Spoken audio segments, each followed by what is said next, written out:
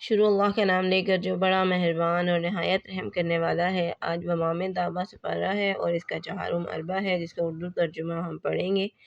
مصر کے جس شخص نے اسے خریدا، اس نے اپنی بیوی سے کہا، اس کو اچھی طرح رکھو، ہو سکتا ہے یہ ہمیں فائدہ دے یا ہم اسے بیٹا بنا لیں۔ اسی طرح ہم نے اس سرزمین میں یوسف کے قدم جمائے تاکہ ہم اسے باتوں کی تہہ تک پہنچا سکیں۔ اور اللہ اپنے کام کرنے پر پوری قدرت رکھتا ہے، لیکن اکثر لوگ نہیں جانتے۔ جب وہ اپنی پوری جوانی کو پہنچا تو ہم نے اسے قوت فیصلہ اور علم عطا کیا۔ اسی طرح ہم نیک لوگوں کو جزا دیتے ہیں۔ جس عورت کے گھر میں وہ تھا، اس نے اس کے دل کو پھسلانے کی کوشش کی اور ایک روز دروازے بند کر لیے اور کہا، آ جاؤ۔ یوسف نے کہا، خدا کی پناہ، میرے رب نے تو مجھے اچھا ٹھکانہ دیا اور میں یہ کام کروں؟ بے شک ظالم فلاح نہیں پایا کرتے۔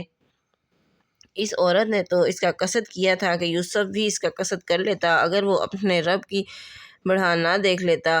اس طرح اس لیے ہوا تاکہ ہم اس سے بدی اور بے حیائی کو دور کر دیں۔ بے شک وہ ہمارے چنے ہوئے بندوں میں سے تھا۔ اور وہ دونوں دروازے کی طرف دوڑے اور اس نے پیچھے سے یوسف کی قمیص کھینچ کر پھاڑ دیا اور دروازے پر دونوں نے اس کے شوہر کو پایا۔ اس عورت نے جلدی سے کہا، کیا سزا ہے اس شخص کی جو تیری گھر والی سے برا ارادہ کرے؟ اور سوائے اس کے اور کیا ہو سکتی ہے کہ اسے قید کر دیا جائے یا اسے دردناک سزا دی جائے؟ یوسف نے کہا، اس نے میرے دل کو پھسلانے کی کوشش کی تھی۔ اور اس عورت کے خاندان والوں میں سے ایک شخص نے یہ شہادت پیش کی کہ اگر یوسف کا قمیض آگے سے پھٹا ہو تو عورت سچی ہے اور یہ جھوٹے لوگوں میں سے ہے، اور اگر قمیض پیچھے سے پھٹا ہو تو عورت جھوٹی ہے اور وہ سچے لوگوں میں سے ہے۔ جب شوہر نے دیکھا تو یوسف کا قمیض پیچھے سے پھٹا ہوا ہے تو اس نے کہا، یہ تم عورتوں کی چالاکیاں ہیں، تمہاری چال بڑی غضب کی ہوتی ہے۔ یوسف علیہ السلام اس معاملے سے درگزر کر، اور اے عورت، تو اپنے قصور کی معافی مانگ، تو ہی خطا کار ہے۔ شہر میں عورتیں کہنے لگیں کہ عزیز کی بیوی اپنے نوجوان غلام کے دل کو پھسلا رہی ہے اور اس کی محبت اس کے دل میں بس گئی ہے۔ ہمارا خیال ہے کہ وہ صریح غلطی میں مبتلا ہے۔ جب اس نے ان کی یہ مکارانہ باتیں سنی تو اس نے ان کو بلاوا بھیجا اور ان کے لیے تکیہ وار مجلس آراستہ کی اور ہر ایک کو ایک ایک چھری دی اور یوسف سے کہا، ان کے سامنے نکل آ۔ جب انہوں نے اسے دیکھا تو دنگ رہ گئیں اور اپنے ہاتھ کاٹ لیے اور کہا، حاشا اللہ، یہ شخص انسان نہیں ہے، یہ تو کوئی بزرگ فرشتہ ہے۔ عزیز کی بیوی نے کہا، یہ ہے وہ شخص جس کے بارے میں تم نے مجھے ملامت کی تھی۔ میں نے اس کے دل کو پھسلانے کی کوشش کی مگر یہ بچ نکلا۔ اگر یہ وہ کچھ نہیں کرے گا جو میں اسے کہتی ہوں تو قید کیا جائے گا اور بہت ذلیل و خوار ہوگا۔ یوسف نے کہا، اے رب، اس چیز سے مجھے قید زیادہ محبوب ہے جس کی طرف مجھے یہ دعوت دے رہی ہے، اور اگر تو نے ان کی چالوں کو مجھ سے دور نہ کیا تو میں ان کی طرف مائل ہو جاؤں گا اور جاہلوں میں شامل ہو جاؤں گا۔ اس کے رب نے اس کی دعا قبول کر لی اور ان عورتوں کی چالیں اس سے دور کر دیں۔ بے شک وہی سب کچھ سننے والا اور جاننے والا ہے۔ پھر اس کے بعد انہوں نے اپنی عورتوں کے برے اتوار کی صریح نشانیاں دیکھ لیں اور ان لوگوں کو یہ بات سوجی کہ اسے ایک مدت کے لیے قید کر دیں، اور اس کے ساتھ قید خانے میں 2 غلام بھی داخل ہوئے۔ ایک روز ان میں سے ایک غلام نے کہا کہ میں نے خواب دیکھا ہے کہ میں شراب کشید کر رہا ہوں۔ دوسرے نے کہا، میں دیکھتا ہوں کہ میں اپنے سر پر روٹیاں اٹھائے ہوئے ہوں اور پرندے اس سے کھا رہے ہیں۔ دونوں نے کہا، ہمیں اس کی تعبیر بتائیے، ہم دیکھتے ہیں کہ آپ نیک آدمی ہیں۔ یوسف نے کہا، نہیں آئے گا تمہارا وہ کھانا جو تمہیں یہاں دیا جاتا ہے مگر اس میں اس کے آنے سے پہلے تمہیں تعبیر بتا دوں گا۔ یہ علوم ان علوم میں سے ہے جو میرے رب نے مجھے سکھائے ہیں۔ میں نے ان لوگوں کا طریقہ چھوڑ دیا ہے جو اللہ پر ایمان نہیں لاتے اور وہ آخرت سے منکر ہیں، اور میں نے اپنے آباء و اجداد ابراہیم، اسحاق اور یعقوب کے طریقہ کی پیروی اختیار کی ہے۔ ہمارا یہ کام نہیں ہے کہ اللہ کے ساتھ کسی اور چیز کو شریک بنائیں، یہ اللہ کا فضل ہے ہم پر اور تمام لوگوں پر، لیکن اکثر لوگ شکر نہیں کرتے۔ اے قید خانہ کے ساتھیو، کیا متفرق رب بہتر ہیں یا ایک اللہ جو سب پر غالب ہے؟ تم اللہ کے سوا محض چند ناموں کی عبادت رہے ہو جو تم نے اور تمہارے آباء و اجداد نے رکھ لیے ہیں۔ اللہ نے تو ان کے لیے کوئی سند نازل نہیں کی ہے۔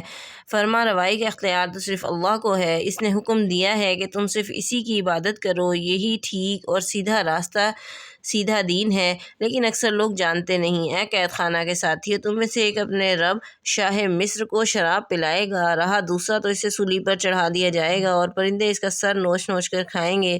فیصلہ ہو گیا اس بات کا جس کے بارے میں تم پوچھ رہے تھے۔ ان میں سے جس کے متعلق اس کا خیال تھا کہ وہ رہائی پائے گا، اس سے یوسف نے کہا اپنے رب اپنے بادشاہ کے پاس میرا ذکر کرنا، لیکن شیطان نے اس شخص کو اپنے بادشاہ کے پاس یوسف کا ذکر کرنا بھلا دیا۔ یوسف قید خانے میں کئی سال پڑا رہا۔ ایک روز بادشاہ نے کہا میں خواب دیکھتا ہوں کہ 7 موٹی گائیں ہیں جن کو 7 دبلی گائیں کھا رہی ہیں اور 7 ہری بالیں ہیں اور دوسری 7 سوکھی۔ اے اہل دربار، مجھے اس خواب کی تعبیر بتاؤ اگر تم خواب کی تعبیر کر سکتے ہو۔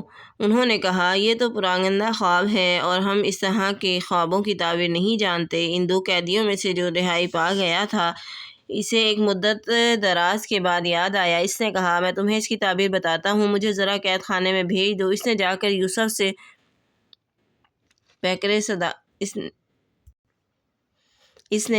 یوسف سے کہا اے پیکر صداقت، ہمیں اس خواب کا مطلب بتائیے کہ 7 موٹی گائیں ہیں جن کو 7 دبلی گائیں کھا رہی ہیں اور 7 ہری بالیں ہیں اور دوسری 7 سوکھی۔ شاید کہ میں ان لوگوں کے پاس واپس جاؤں اور شاید کہ وہ جان لیں۔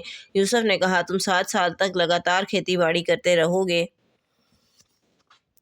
اس دوران جو فصلیں تم کاٹو گے ان کی بالیں ہی میں رہنے دو، اس تھوڑی سی مقدار کے سوا جس کو تم کھاؤ گے۔ پھر اس کے بعد 7 برس سخت آئیں گے اور وہ سب کچھ کھا جائیں گے جو تم نے پہلے جمع کیا تھا، اس تھوڑی سی مقدار کے سوا جس کو تم محفوظ رکھو گے۔ اس کے بعد پھر ایک سال ایسا آئے گا جس میں باران رحمت سے لوگوں کی فریاد رسی کی جائے گی اور وہ رس نچوڑیں گے۔ بادشاہ نے کہا اسے میرے پاس لاؤ، مگر جب قاصد اس کے پاس آیا تو اس نے کہا اپنے رب بادشاہ کے پاس واپس جاؤ، اس سے پوچھو کہ ان عورتوں کا کیا معاملہ ہے جنہوں نے اپنے ہاتھ کاٹ لیے تھے، میرا رب تو ان کی مکاری سے باخبر ہی ہے۔ بادشاہ نے ان عورتوں سے کہا تمہارا کیا معاملہ ہے؟ جب تم نے یوسف کے دل کو پھسلانے کی کوشش کی تھی تو انہوں نے کہا کہ حاشا اللہ، ہمیں تو اس میں کچھ بھی برائی معلوم نہیں ہوئی۔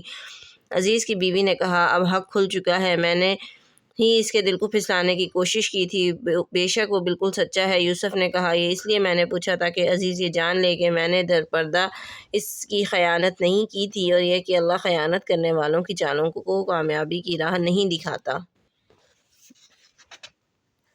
میں اپنے نفس کی برات نہیں کر رہا، نفس تو برائی پر اکسانے ہی والا ہے، اللہ یہ کہ جس کسی پر میرا رب رحم فرمائے، بے شک میرا رب بڑا غفور الرحیم ہے۔ بادشاہ نے کہا انہیں میرے پاس لاؤ تاکہ میں ان کو اپنے لیے مخصوص کر لوں۔ جب یوسف علیہ السلام نے اس سے گفتگو کی تو اس نے کہا کہ آج سے آپ ہمارے ہاں قدر و منزلت والے اور صاحب امانت ہیں۔ یوسف نے کہا اس سرزمین مصر کے خزانوں کا مجھے ذمہ دار بنا دیجیے، میں حفاظت کرنے والا بھی ہوں اور علم والا بھی۔ اس طرح ہم نے اس سرزمین میں یوسف کے قدم جمائے اور وہ اس میں جہاں چاہتا تھا اپنی جگہ بناتا تھا۔